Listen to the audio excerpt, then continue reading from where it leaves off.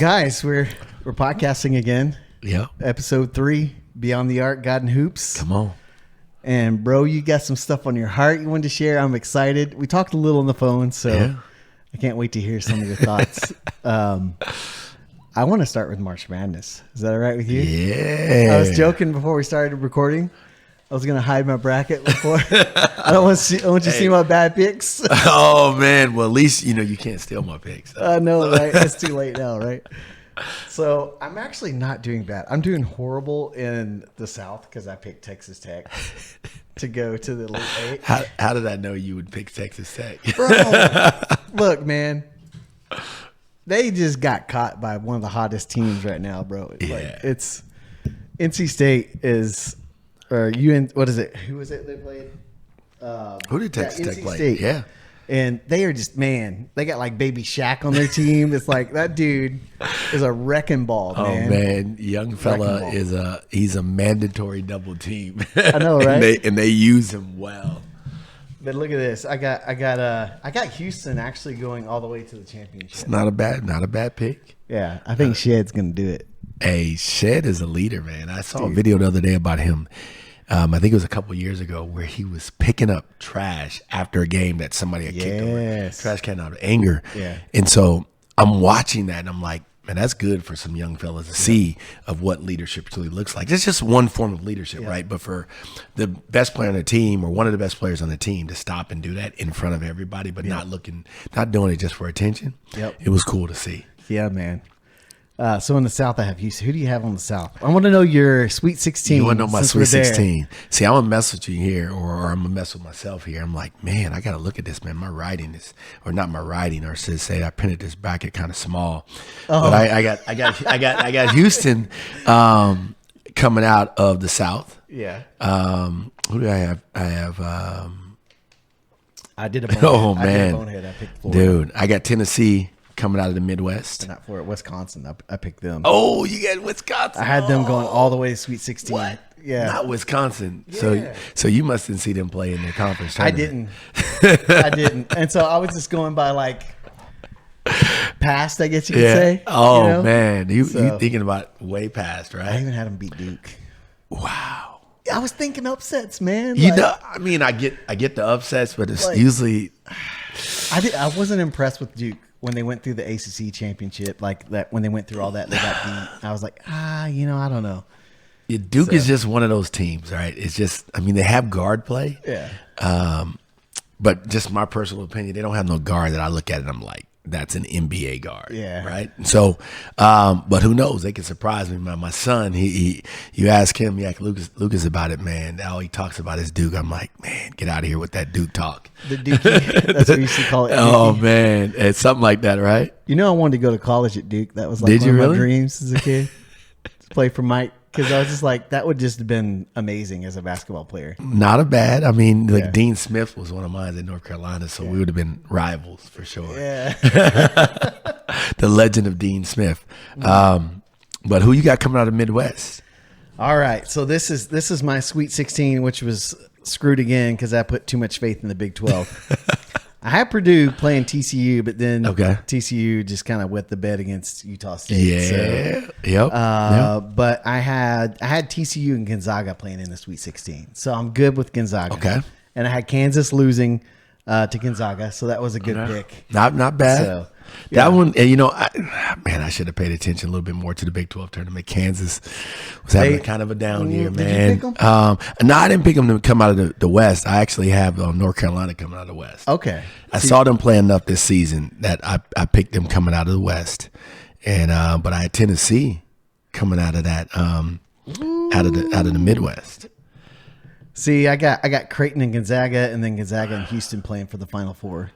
Ooh. So I still got a pretty good chance. No UConn Well, in the no, mix? see, I got for the Final Fours, it's Houston, Gonzaga. Okay. And then I had Baylor and Iowa State because I thought Iowa State could be a dark horse this year, man. Wow. Over I really UConn. did. Okay. I did. I know listen, they ain't won nothing wrong last with year, that. right? So, It's hard to repeat. yeah. But UConn is one of those teams that I watched them play in the Big East this year. Man, you want to talk about five guys playing together as a unit, unselfishly, Yeah. and coaching. Yeah. So you got to. they have a strong possibility to repeat, and that's my pick to win it all again. Oh my gosh. I have Houston and Iowa State, with Iowa State being the dark horse. I had to do it, man. Yeah. I was like, you know, there's some years where Yeah. you're like picking, and you're like, man, I just can't pick all one seeds to win everything. And that's kind of True. how I felt. You know, it's like, I hear you.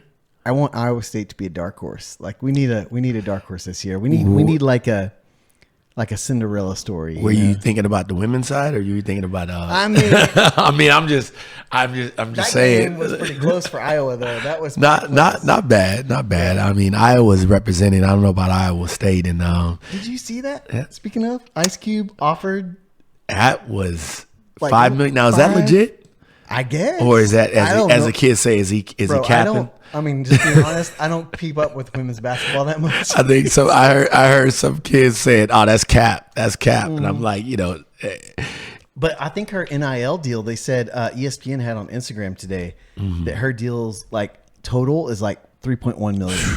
man, it's a whole different New game, man, coach. Why wasn't I coming out during this era? I know. It's a whole new, like, that's the thing, man, is like, okay, can we just get into it? Can we get into Look, come on, let's get into So it. one of the things that I hate, I shouldn't say hate. Hate's a strong word. I should say like strongly dislike. Is yeah, he's just gonna get his bag. Like I hate that. I said hate again, but it drives me nuts because like I don't know. Maybe it's because I grew up in the era of like I love the way Jordan says it. Like where he wants to play so his team can be better and they can win, so they can get the championships and all the accolades and everything else will follow. Like getting your bag, getting the accolades, getting all the stats. But And that's why he's a go to me, right? Because he made everyone around him better. Yeah. And so like I hear that and I'm like, it just sounds so selfish. And it's just, and I see it in basketball in some places. You know, you watch the AAU or you watch high school or college, you see some of that selfish play. And it's like, how do you balance that, man? Because, you know, Kobe, on the one hand, he's like, I see the work you're putting in. I'm not going to throw you the ball. Mm-hmm. But you also have the other spectrum. Yeah, I mean, but that's the same thing with Kobe, Jordan. They got their shots up. Don't get me wrong. I think if you look at these guys at the different levels from high school, college, et cetera, and the pros is a little bit different type of entertainment, and I would say compared to college and high school, right? Yep. It's college and high school is the preparation to get to the next level. So you hear that term, get in your bag, but then you also say, I want to get the bag, right? Yep. And so I think the byproduct of excellence and hard work is you're going to get some sort of bag. And what is that? What is that to you? But if the mindset is the bag, once you get the bag, do you stop working? Yeah. Because you still see so many guys. I was just talking, to my sons about this other day. Is like some guys get to the league and they're cool. And it can be a top 5 pick. And then you're like, they don't make any all-stars. And I hate to use like Wiggins as an example, right? But number 1 pick out of Kansas. Yep. McDonald's All-American, number 1 player in the nation. And he's made 1 all-star. Athletic is all get out. Yeah. It's not that he hasn't dunked on people, but it's rare that you see him dunking on people. And then you get somebody like Anthony Edwards, number one pick, top player out of high school, going to Georgia. And you look at this kid and everybody's talking about, oh, that's just like Jordan's son. And I'm like, but why are they saying that? It's because the of way he dunks, like not only the way he dunks, but he wants to be great. yeah.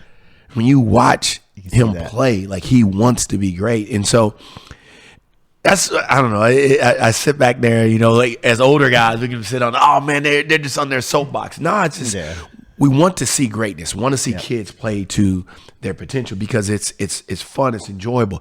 At the end of the day, basketball is entertainment. Yep. And so when somebody's doing something with excellence, you're being entertained and you're watching them excel. Like I love it.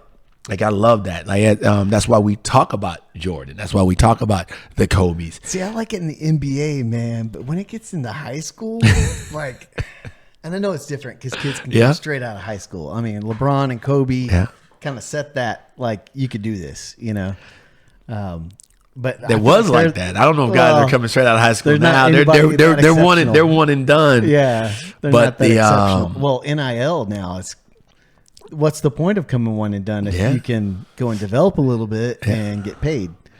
Will players develop?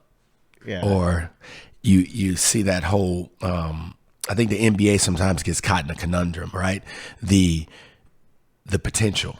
Like even when they started the G League Ignite, the team that they were trying to pay players or pay players a little bit higher salary to not go to college, and that kind of now with NIL, it's like the NCAA is like, I got you. Yeah. Now they're basically that team is folding, right? Yeah. And so now do players stay and develop more years and mature, and so they're prepared not only physically but mentally for the NBA, because I think a lot of NBA teams, you can see them, there's a lot of frustration that guys are not coming in NBA ready. Like you think about this year's draft, right? Yeah. How many guys in the draft came in NBA ready in the top 10, impacting the team right away? Right. Now, it's a question for, our viewers. Comment below. Yeah, I want to know how many guys. We can talk about Wemby, but Wemby was playing professional basketball in Europe, at a young age. And so a lot of these European players are coming in more prepared because they're playing professional basketball in another country. Yep. Right? And so as opposed to our players, it's like, no, they're playing in high school against high school competition. That's a whole different level than pro competition. Yeah. Right. And so, that's what's just a little food for thought. Man, it's just like,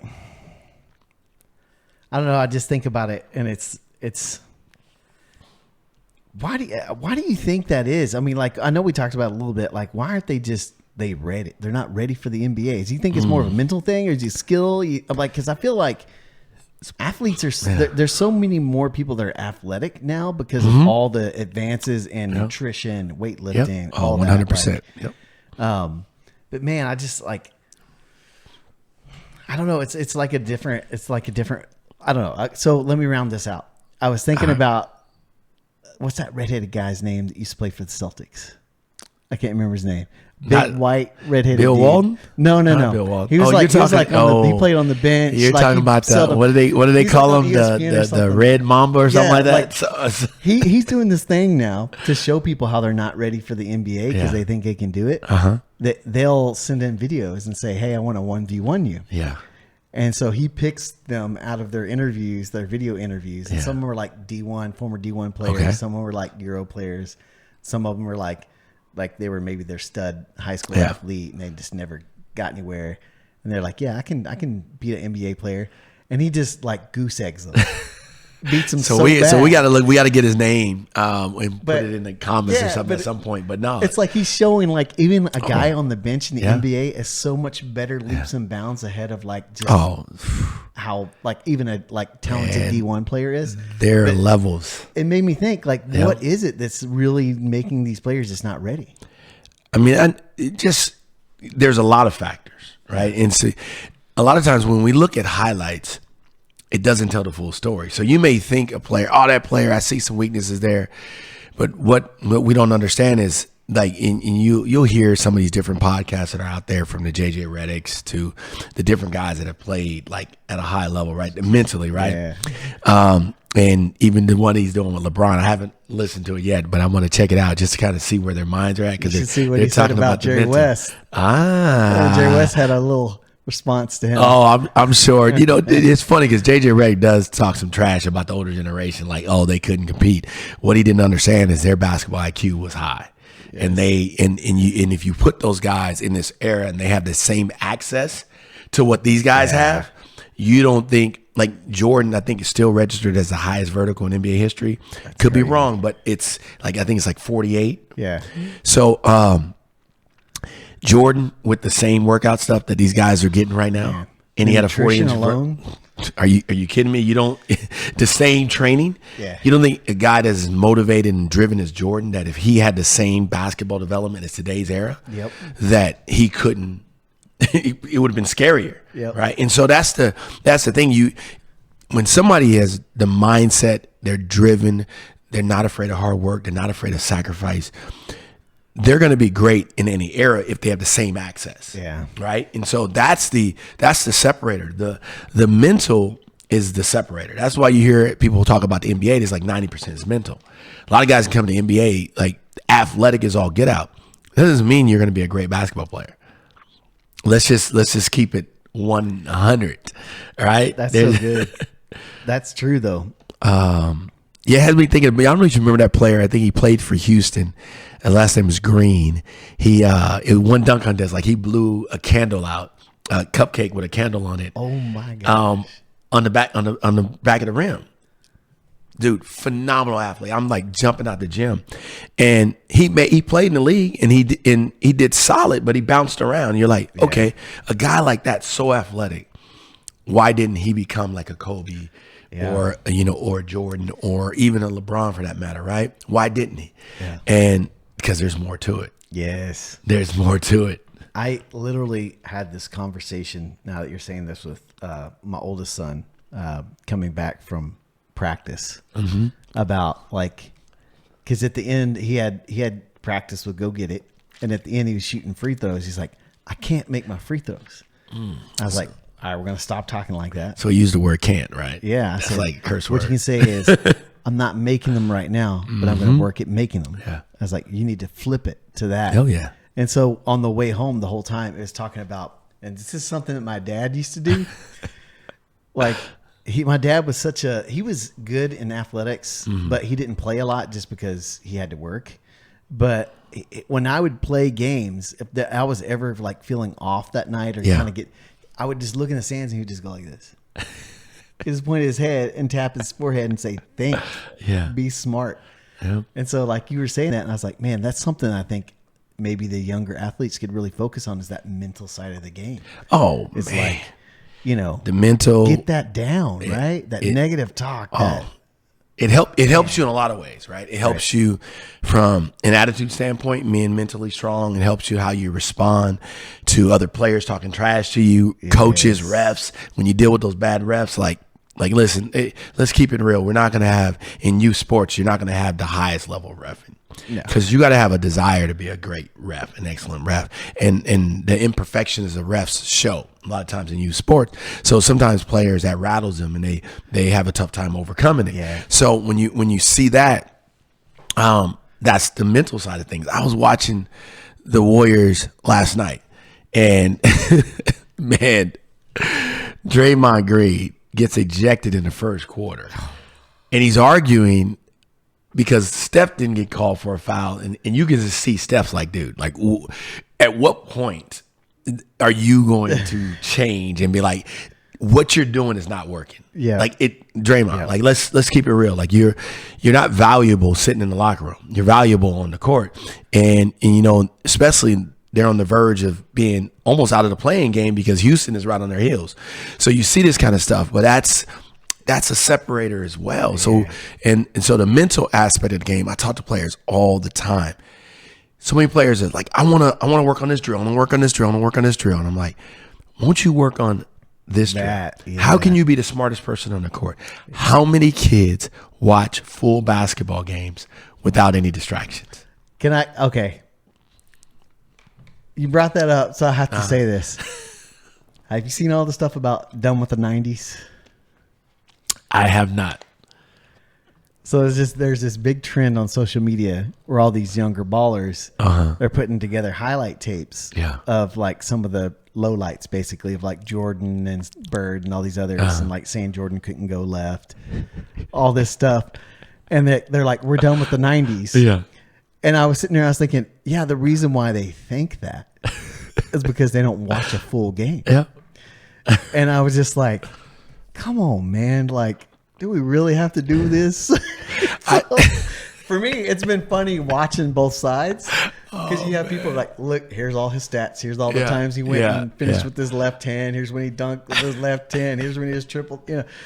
But it's just like, oh my gosh. You mean the one where he rose up in the air against the Lakers and he switched it to his left for to do it? It's like, just because. It's the one thing about players like the Jordans and the Kobes. Every year they worked on a weakness. Like I remember when they said Jordan couldn't play defense. Jordan has 9 all defensive first teams. Like, that's what he did the next year. I'm sitting there like, he was. This year he won Defensive Player of the Year, right? While winning the scoring title. Yeah. So it's just, that's a mental thing. That's saying, Oh, well, watch. I'm gonna show you that I can lock up too. But it's not only that. Like Jordan wanted to guard the best player. Yeah. Like he wanted to. You know, him and Pippen were both great defenders, but it wasn't like Jordan shied away from playing against competition. Right. It was Jordan who guarded Reggie Miller when Reggie Miller hit that game winner in Indiana. Yeah. I was at that game. That was crazy, man. Oh my gosh. Yeah. Oh I was up in the nosebleed seats. Like, I was "You like, ran through Jordan. oh Come on." man, I was like one of the only Bulls fans in that stadium Oh, at the my time, gosh. up in the nosebleeds. One of the people. I'm not gonna get him in trouble for my college. You know, Yeah. Don't say he no. hooked me up with Yeah. some tickets. It was nosebleed seats, but it was seeing that game live. Oh man, incredible, incredible. Like still get chills, right? But yeah, stuff like that. They worked on their weaknesses because it was. How would I put it? How would I put it? It's one of the things I talk to my boys about daily is, do you know your weaknesses? Are you honest with the person in the mirror? You're going to hear me say that a lot. Are you honest with the person in the mirror? So after each season, am I doing self-evaluation? Many people don't want to do self-evaluation. Why? Because it's like, it's painful, or whether a kid can't shoot. Like if a team is backing up off you and a team is playing a zone, why the team plays zone? A lot of times they want to pack the paint and they know you can't shoot outside.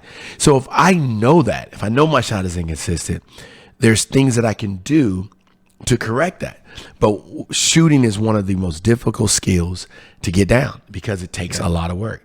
It takes a lot of work to work and master your form, having a consistent follow through, snapping your wrist. You know, you hear the whole term, beef, balance, elbow, eyes, follow through, right? Bringing up the old school. Bringing up old school, man. It was funny at practice yesterday. I was messing with some kids and I say, hey, you guys know what beef is? A kid says, let me see. Base, and I was like, well, that's close. Yeah. Base and balance is close. You got to have a good base to have good balance. So a lot of that stuff is important. I know we're bouncing around on it, but it's real talk. Yeah. It's real talk, and I was sharing something the other day, even on my Instagram feed about moments. Oh man, that was so good. We get these moments in time. The question is, what are we doing with these moments? Like you won't get this time in your life again as a player. Like I talk to kids about that. If you're a junior, enjoy your junior year because pretty soon you're going to be a senior, and then pretty soon it's going to be over. It's on. And every year your window is closing on how many years you have to play basketball. So if you only play through college and you're a senior, okay, that's 5 years of basketball you have left. If you don't play in college and you're a sophomore in high school, that's like 2 years of like talking about organized setting type of basketball. Yep. If you so happen to get to play any level of pro basketball, you really have a small window. The question is, are you taking advantage of the moments that you're in? Are you aware of where you're planted? Right? So if I'm planted right now in this opportunity situation, whatever select team you're with or whatever high school team you play with, are you focused on that moment? Or are you trying to say, oh, I got the next day. Man, I don't know how many players that I talk to that are like my age and be like, oh man, I wish I would have. Yeah. I wish I would have been more like you and focused and all this kind of stuff. Yeah. I said, man, listen, at our age, we ain't going back and playing. I'm not lacing up my shoes to go back and try to get a contract. Yep, I'll get a little bit of rec ball, but I have a 3-game max. Yeah, half court. I'm good. I can play a mean half court right now. Yeah. But yeah, that's just some of the stuff that we love to talk through as a coach, a former player. What do you think it takes to get through to players about those moments? Do you think? Because like sometimes I think it really takes maybe failure for someone to see the window closing. Yep. You know, failure, you learn, but your eyes have to be open to when you're failing, right? It's like, otherwise you'll keep doing the same thing over and over again. And you think you're going to get different results. Like we hear that, the definition of insanity is doing something over and over and over again, expecting different results. Right. And so at some point you got to have some humility and you got to change. Yeah. You got to change. And so when you hit that rock bottom or you get to that point where you're like, oh man, I don't think I have anymore. Like like the practice we had the other day, and you see it in those players' eyes, they wanted to quit. Right. And I get it, but we're also trying to see where their mental is at. How bad do you really want this? Because when you're going out to these tournaments, Parents are investing money. Coaches are investing time, money, everything, sowing it. It's like, what are we going to these tournaments for? Yep. Is it just, hey, so my Show little up, Johnny be seen, just played. Good job. Get I'm an clapping. IG picture. Yeah, it's like, no, we have to have, it's a purpose. Yeah. Right? You hear the Rick Warren thing, purpose-driven life. I think that's great. Nothing wrong with that, right? But if we really break that down, God has put us on this earth for a reason. Now, ultimately, it's for us to glorify God in everything we do, right? There's no question about it, to go out and reach the lost, which something you and I both, we're big on that. But it's like the scripture I got right here in front of me. I'm going to pull this up. Colossians 3:23. It says, whatever you do, work at it with all your heart as working for the Lord, not for human masters. And it goes on, it says, since you know that you will receive an inheritance from the Lord as a reward, it is the Lord Christ you are serving. Love that. Every time I read that scripture, Wade, I'm like, whoa. You mean so as a Christian, as a believer, so I'm not supposed to be mediocre. I'm not just supposed to just go through the motions. No, I need to do it with even more excellence. There should be a separator, so to speak, right? And so my mindset is with young men and young women, and I'm talking to them, coaching them, like, God's giving you this gift, right? Like if I joke with my boys. My wife's about 5'3", 5'3.5". She says 5'4". All right, I'm gonna give my wife 5'4". I love you, honey. And I think my son Lucas is about 6'4" right now, and I'm sitting there like, dude, what are the odds of you being 6'4"? 6'4", yeah. Like, and you just turned 16. Like, that's a gift, right? Yep. That's realistically, that's a gift. Now, the question is, what are you going to do with that gift? Yes. Right? Like, so now are you going to work, or are you going to kind of just, go through the motions? Like, I'm going to take this for granted. It's like, no, put in the work and just see how far you can go. Even if you don't make it to the league, even if you don't play Division I basketball, here's the reality. The work ethic and the things that you're learning throughout the process, it's a life changer. Yep. And, I think we even talked about in the first podcast about sometimes you will see parents stunt the growth of the kid because if a coach makes it hard on them, they're like, oh no, don't do that. Make it easy, as if when they're out of your home and they're going out for a job interview and they face their first form of rejection, they don't know how to handle it. Yep. And so when Rich and I are coaching kids and developing kids, we're really trying to hone in on the bigger picture. It's not just this moment. It is the bigger picture, because some of them are going to go on and they're going to play at a higher level and some are not. So are we playing doing our part, so to speak, right? In impacting their lives in a way.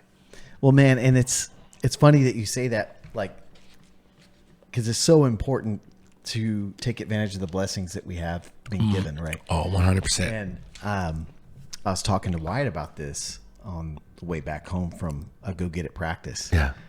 And I was like, kid, you don't understand. If I was you and I had the coaches that are around you right now that have the experience, and I'm speaking to everyone that's listening to this, whether you're involved with Go Get It, if you're a parent, if you're a player, if you're involved with the Lions, wherever you're involved, if you have a good coach like yourself and Rich, man, I would have ate nails to get around that.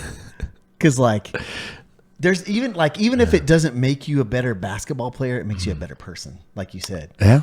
And it's like, I don't know if, like, because I watch some of these AAU coaches, and I'm not going to call them out because I look through a bunch of feeds and things like that on social media. But a lot of it Don't call them out. is placating to egos and placating to their own egos and their own self, rather than investing in those kids, right? And making those kids be built up and lifted up. And so, like, when you get an opportunity to have a good coach like yourself or Rich or whoever it may be. Thank you. Seriously, I mean it sincerely. Thank you. That you see it. Like, I appreciate that. Because, like, it's so, I remember for myself growing up, some of the people that impacted me the most was my dad and my coaches. Yeah. Right? I still remember a compliment one of my football coaches gave me. He wrote a letter to me. Yeah. And he said, one of the things I could always count on is that you would give 110%. Love it. And that has stuck with me. Yeah. Because anytime that, like, because Rich was talking about it in practice. Is when you're tired is when you need to get more focused, right? Lock it's in. Like, that sticks with me. So when a coach speaks something into you as a player or as a parent or something, that can stick with you for so long. Because moments, I'm like, oh man, no, I'm the person that gives 110%. Yeah, we're gonna go. So, and it carries a lot of weight. And here's the thing, like I always try to find this happy medium, right? And not, let's take politically correctness out of it, so to speak, right? Yeah. And what I mean by that is some coaches just don't know. They're coaching how they've been taught, right? And so I've been very fortunate. Rich and I have been very fortunate, and him and I have worked together for long enough where we bounce off each other and we hold each other accountable. Some coaches, they just don't know. Some of them are trying to make their name off of players. Okay, if that's your route, right? I don't necessarily agree with that, right? But if that's your thing, cool. Some coaches think a form of dishonest flattery is the thing that's going to motivate the kid, right? And kids really need truth and love. Like, right, we want to offer the love, but we want to be able to share the truth, right? It's so short-sighted. And I want to be my desire is always be a transformational coach, right? Right. At the end of the day, how am I transforming this kid's life over the long term? Right. Okay. So my intention and my purpose, like I'm very intentional about that. Like you'll see on the back of our shirts, be intentional. Yep. So everything we're doing, we're trying to be intentional. So we have that kind of in the background working as we're saying things to kids. Are we going to get on kids? Are we going to challenge them? Yeah. But are we going to love them? Absolutely. I think it's important for that because we're playing a father figure role, whether we signed up for that or not. And so Rich and I understand our responsibility. And so with that being said, are we going to mess up? Yeah, we're going to mess up. We're going to make some mistakes. And it's being quick to apologize in those moments and recognize like, man, I messed up in that moment. I probably lost in that moment. And so, when I'm learning that as a dad, right? Like I'm constantly like, man, how can I become a better dad? Yeah. But I know I have to go back to the Word of God because, you know a little bit about my story. My dad left at a young age. So for me, like who was fathering me in those young moments, right? And so how can I father someone if I haven't been fathered, right? And so I had to learn to be fathered, and God placed key men in my life to father me. He placed key mentors in my life. So a lot of these things I get to draw from.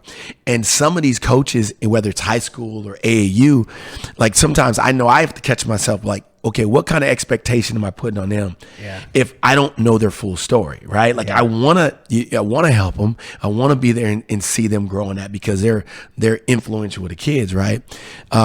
But some of the biggest things that really kind of like touch me is when I hear stuff from like coaches like you, and you say that, and even when I was, coaching at nationals with the Lions, and a coach came up to me and says, "You have no idea that I'm watching you coach as we coach against each other," and that hit me. Not in the ego way, right? Yeah. Because it wasn't like about uplifting, feeding my ego, but it's like he's like, yo, you're impacting lives. Another game, a parent came to me. I didn't know who they were.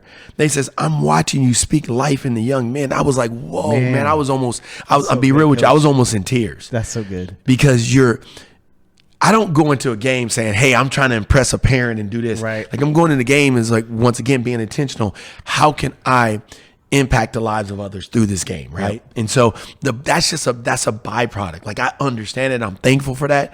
And I know when I'm alone in my time with God, I'm like, God, thank you for giving me that opportunity. And I'm like, how can I continue to grow and learn in that? Wait, that's where, oh man, I light up inside when I hear stuff like that because I'm like, okay, I'm making a difference. I love that, man. That is one of the reasons why I love sports. Because of it's like a training ground for soldiers, basically, for your walk in life as a soldier of Christ. You know? It's a training ground because you experience adversity, you experience friction, you experience playing together as a team for a common goal. And just like, I love that, Coach. It's so good. Oh man, it's just like, So coaches out there, seriously, if think about what Coach just talked about, because you have a bigger impact than you realize. And it makes me think, There's a big thing I think in Europe where you have to actually be trained and certified to coach. What do you think about that? You think the U.S. needs to do that? I mean, U.S. does something like that. It's not, what's the word? I think it's, trying to figure out. I want to be nice with this one. It's more on the kind of testing side, or you got to watch these videos, and it's not. There's not like we're going to a place and learning right now. Now, don't get me wrong. I'm gonna give a shout out to Phil Handy's 94 feet of game, his coaching certification. Oh man, that's legit gold. Man, I got a chance to attend that last year. Man, the level of quality of coaching minds that were there and their passion for making a difference. I mean, you had Phil, you had Gannon Baker, you had Teresa Witherspoon. Listen, Teresa Witherspoon is one of the best defensive minds I've ever been around. Like I'm talking about, that lady can coach some defense. Like I was like, I left there like, okay, I got some learning to do. And I thought it was a pretty solid defensive player. Nah, her mind for defense was what stood out, right? Yeah. You got like Rico Hines, you got Chris Hines with Timberwolves, and you got these different players. You had guys come in that were on the physical side. They got Mr. Do It Moving. I forget Mike something, and I have to get it. But man, his ability to train athletes for injury preventative maintenance, man, I was like, that stuff was gold, right? And so more stuff like that. But I would also like to see more of the understanding of the mentorship side, right? Yeah. More coaches really being fathered, but also coaches that want to be fathered, right? Coaches is like, man, sometimes the ego is like, I got it all together. I got all the answers. Not understanding that, realistically, we live in a fatherless generation, where unfortunately there's a lot of absentee fathers that are not in the home. You come from these single family homes, and I get it, man. Like I get it. It's tough, right? And so some coaches they don't know that they don't know. But once you experience it, once you get fathered, man, your impact is totally huge. Different. Yep. So, man, I hope that helps somebody. Like if anybody got any questions, reach out to us.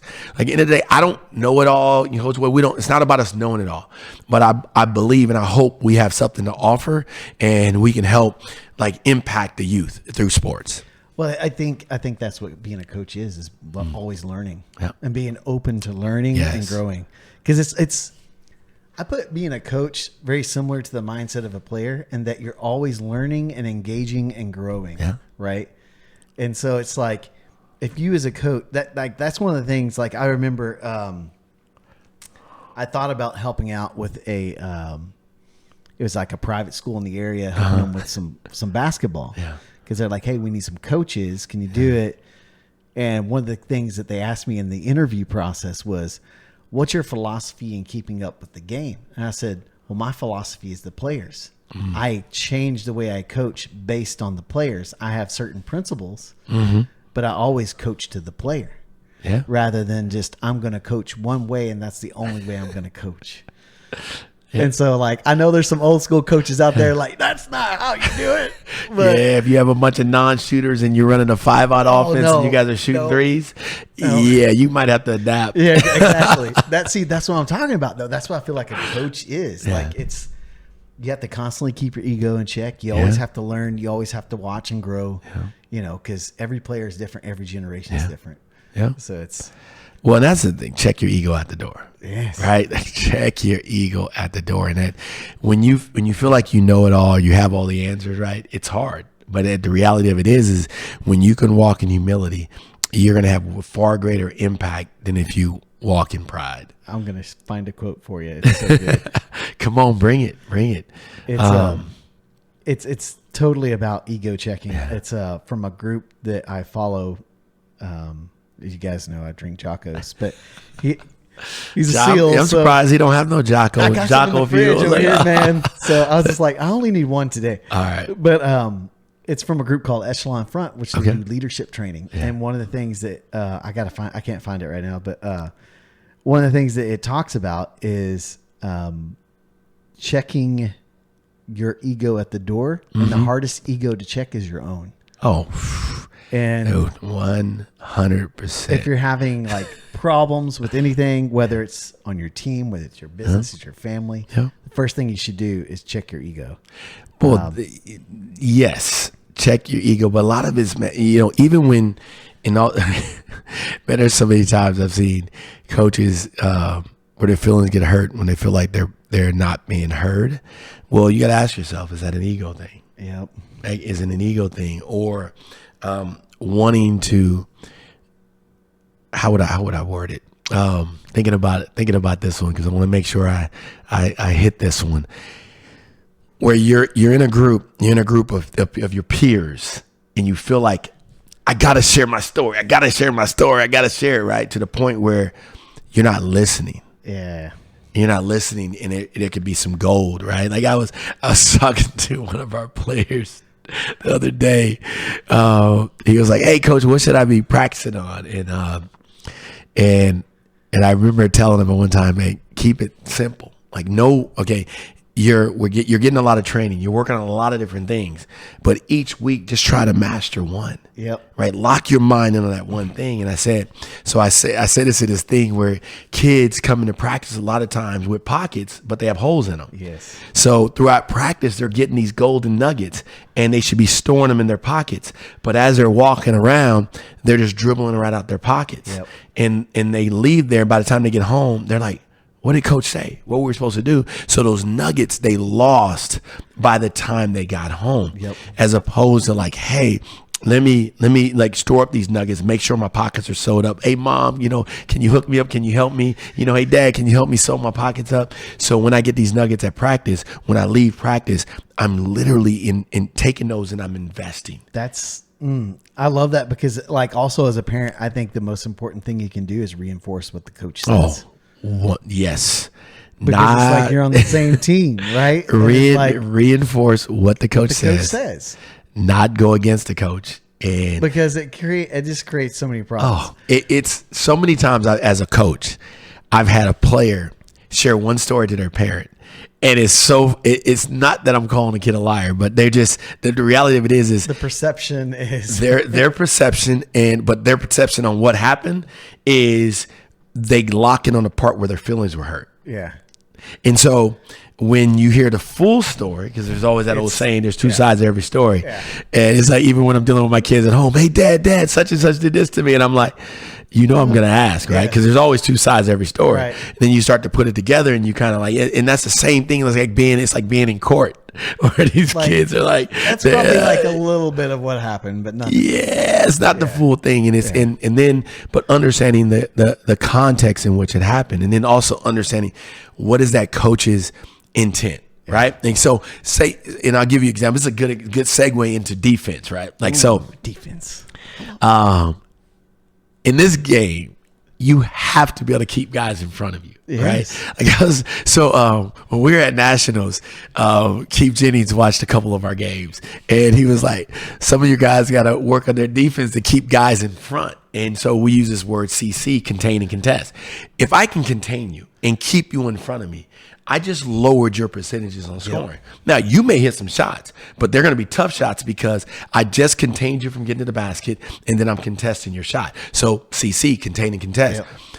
But a lot of players have trouble containing guys because they don't understand the total game, right? And so if I got a guy that is strong, 90% of the time he goes to the right, and I don't make any adjustments during the game and send him to the left side of the court, then that's on me because I'm letting you get to your strong suit. So that means in that game, you may hit me with the same play 3 or 4 times and I still haven't learned, then that's on me. That tells me that I need to work on that defense, right? Yep.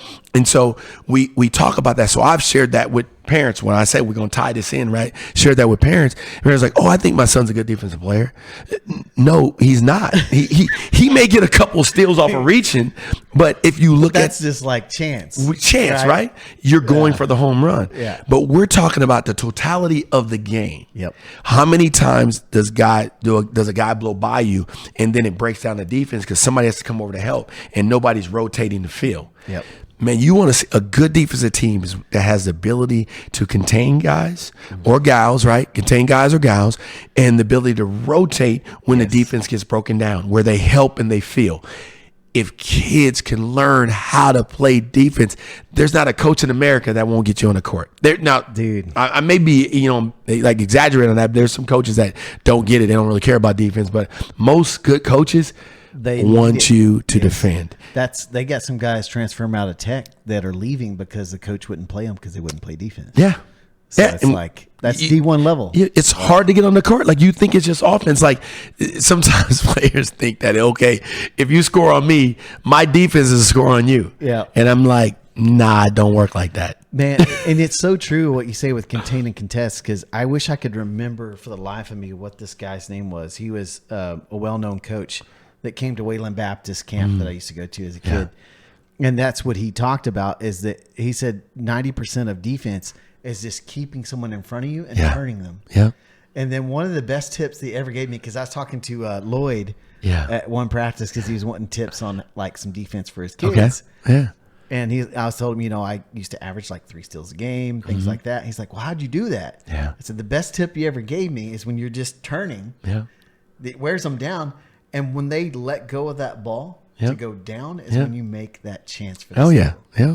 And it's just funny that you talk about that because kids, they just go for that home run. They don't play that game. They see that ball. It's like the movie Up. Squirrel. Yeah. They see the ball and it's like squirrel. Yeah. Like, let me go get it, right? It's like, and I look at them like, man, you don't know how hard you're making it for yourself or making it for your team. Well, and it's the long game too. You wear them down by the fourth quarter. Yep. Those jumpers they're hitting in the first quarter, they're not hitting them in the fourth. You said the long game, which is true, but it's also selfish. Yeah. Because if my guy is beating me all the time, I'm telling my teammates like, hey man, I really don't care about keeping this guy in front of me. So I hope you guys. And there's big guys that get frustrated because they get in foul trouble because they're trying to help you because you can't contain. Yep. Right. And so learn how to play some defense, fellas. I'm telling you, you will stand out if you can play defense. If you can keep guys in front of you, you can play for me. Hit me up. You can play for me. No question, because defense is so key. I don't know. I don't know if you remember. I sent you that thing on Andre Drummond about like he was $100 million player, and then it's talking about his effort and bad attitude is what lost him a lot of money, and now he's barely making league minimum. Oh man, I was so glad he came out with that video. I hope that video continues to circulate around, where being a good teammate. Like, what does that mean to each player? Do they even understand that? Like, how would you answer that when I say what's being a good teammate to you? What does that mean? What does that look like? See, the way I was taught in sports and in life growing up is you put others first is what makes you a good teammate. Because if you build the others up around you, you rise up with them. Oh yeah. And this is a good quote. I found this quote and it fits perfectly into this. Bring it. All you youngsters and parents, everything, write this one down. When you care more about your team winning than yourself winning, you start to become a true leader. So yeah, that's a good one. I love it. You have to send that one to me. Yeah, but it's true. It's like when you care more about the others succeeding around you than your own success. It's like it talks about in the Bible, because the Bible is so turned upside down, right? Because it's not living from a fleshly perspective; it's living from a spiritual perspective. And so it's like you're living this life where if you're last, you're actually first. Instead of being first, you're actually last. Yeah. And so that's what kills me when we were talking about it earlier. Like, I'm just going to get my bag, because it's such a me mentality that you don't realize that might be good in the short run, but like in the end, it's not going to help you. So, and man, even when hearing you talk about that, right? There's times I sit back and I like to unpack things, right? I'm like, where did that come from? Like, where did the level? And I know we're living in a time where, everything is like instant gratification. Like even when we're talking about like different social media platforms, the flipping and you're like going through flip. Am I really looking at that content, or I'm just flipping and liking, right?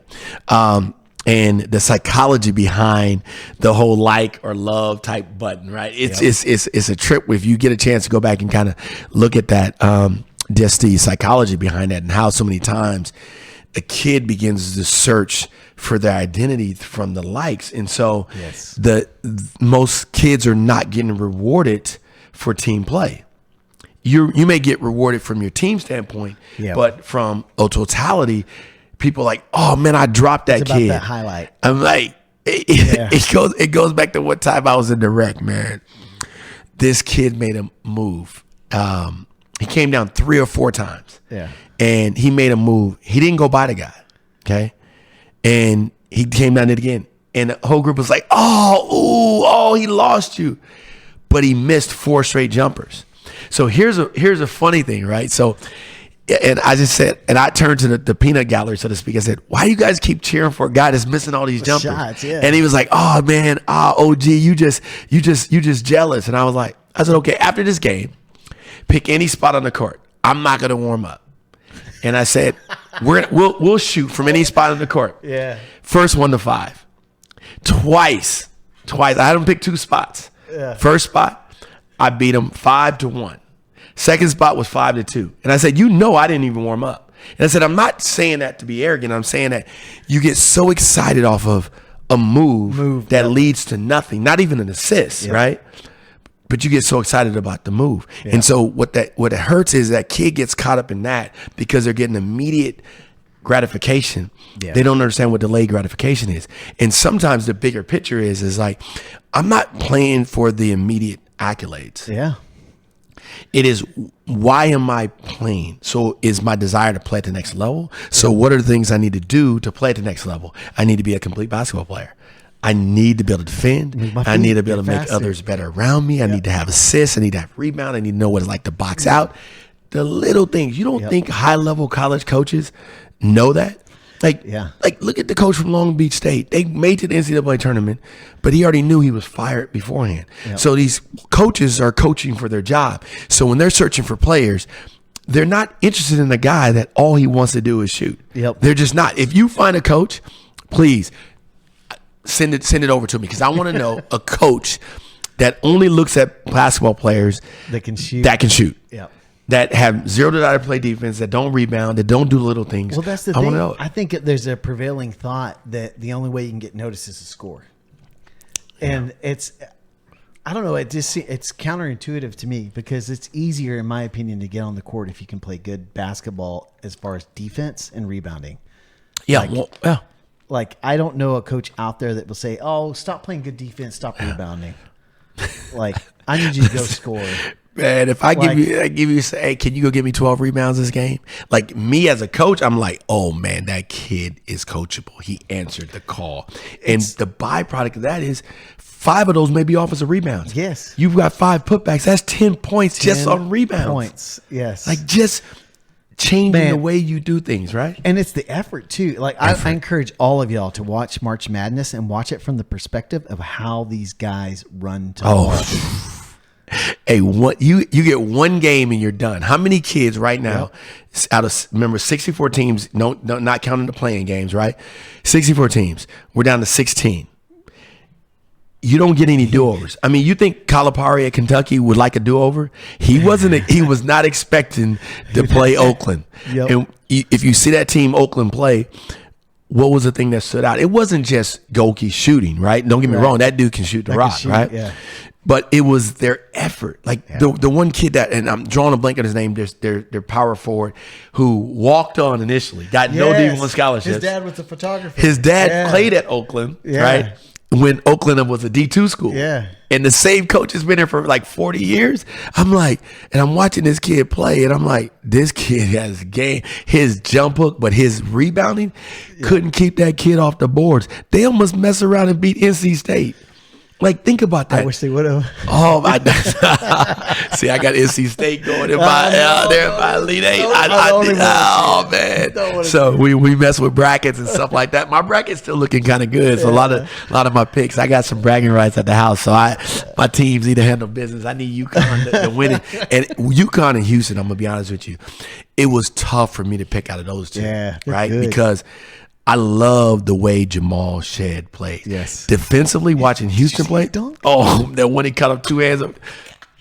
Listen, that young fella listen, that young fella's going to the league. You don't think some NBA scouts right now watching the way he plays both ends? Oh man, the way he runs a team, man. When he was breaking down the defense in overtime, and how he was just dumping stuff off, like I was like, he can get anywhere he wants, right, left, doesn't matter, right? If you don't think he's practiced on that, you're out of your mind. But the way he plays D, like he is a dog on defense. Like he gets after it. And so I'm not missing no Houston games in this tournament. Oh, that's for sure. I mean, that's why I picked him to go to the finals. Hey, hey, they're in my finals against UConn. I just picked UConn plays. I picked UConn to win it all. Okay. Mainly because of their offense and defense, the way they play together. Yeah. And it's not that Houston doesn't. It's something about it, man, where I was torn. I'm gonna be honest with you. I was hard. I was going back Houston or UConn. I chose UConn. Man. I still think my dark horse might win it. Come on. Iowa State, let's go. Who does Iowa State got up next, man? I'm trying to remember. I was looking at this. Oh man, they got no, they don't have UConn. They get UConn out. They got Illinois. Ooh.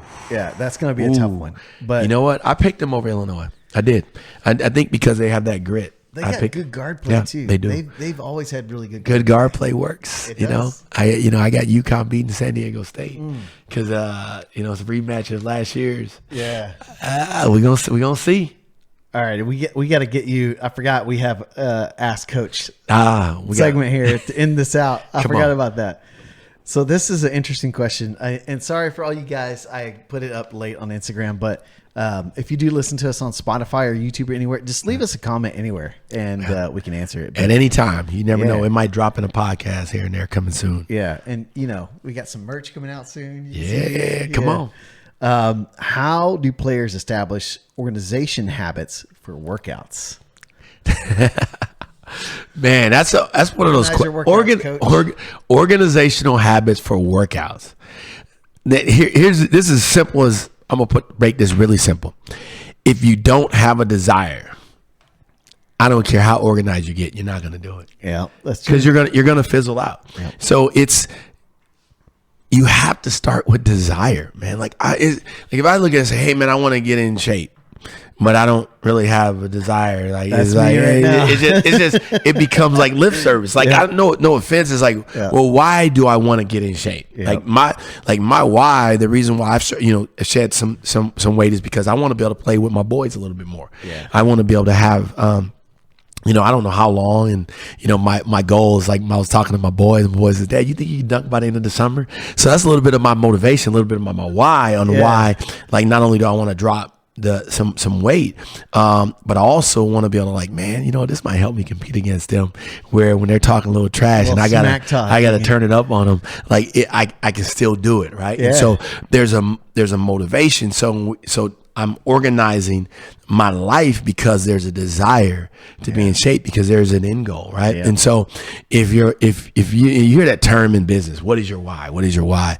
I just believe it's important to have a why in life. Yeah. Right. Like what gets me up in the morning? Yeah. Like am I one of those guys like, let me hit that snooze button. Let me sleep in a little bit longer.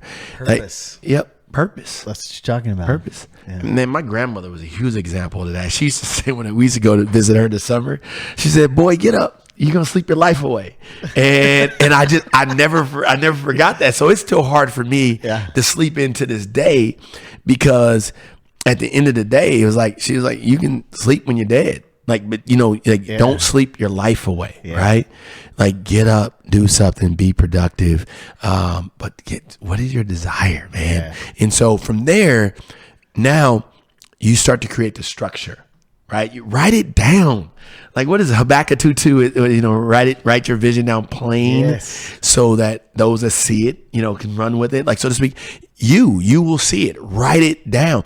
If I say, hey, I want to get stronger, and Monday comes, I have nothing written down. Oh, I'll do it tomorrow. Tuesday comes and I still do nothing, because you have no written plan. You have no accountability in any way. And if you're that type of person where you only work out because somebody makes you work out, then I don't know how bad you want it.